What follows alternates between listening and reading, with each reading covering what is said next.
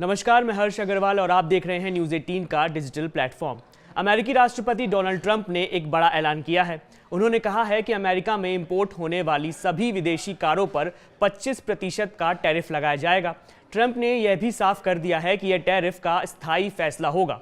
राष्ट्रपति ट्रंप ने कहा है कि अमेरिका उन सभी कारों पर प्रभावी रूप से 25% टैरिफ लगाएगा जो देश में नहीं बनी है। उन्होंने आगे कहा, लेकिन यदि आप अपनी कार अमेरिका में बनाते हैं तो उस पर कोई भी टैरिफ नहीं लगेगा।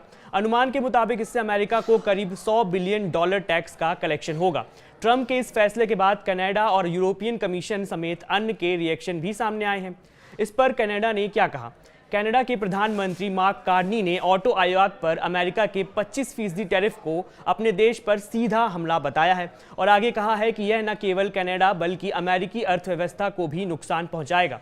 उन्होंने आगे कहा कि यह टैरिफ वॉर न सिर्फ केवल कनाडा बल्कि खुद अमेरिकी अर्थव्यवस्था के लिए ठीक नहीं है। उन्होंने इसके बाद आगे कहा कि अमेरिका के उपभोक्ताओं को भरोसा कई वर्षों के निम्नतम स्तर पर चला गया है।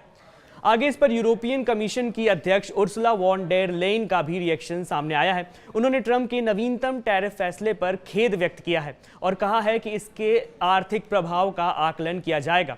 उन्होंने एक बयान में कहा कि टैरिफ कर है, यह व्यवसायों के लिए बुरा है, उपभोक्ताओं के लिए समान रूप से बदतर भी है। उन्होंने आगे कहा कि यूरोपीय संघ अपने आर्थिक हितों की रक्षा करते हुए बातचीत के जरिए समाधान तलाशना जारी रखेगा। इस पर ब्रिटेन के उद्योग निकाय society of motor manufacturers and traders यानी SMMT ने चेतावनी देकर कहा है कि ट्रंप के फैसले से अमेरिकी और ब्रिटिश दोनों ही व्यवसायों और उपभोक्ताओं को नुकसान पहुंचेगा।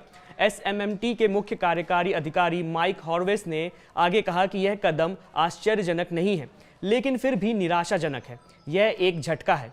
हम आपको बता दें कि ऑटोज ड्राइव अमेरिका, जो गैर अमेरिकी कार निर्माताओं के लिए लॉबिंग समूह है, उसने भी चेतावनी दी है कि नए टैरिफ का विपरीत प्रभाव पड़ेगा।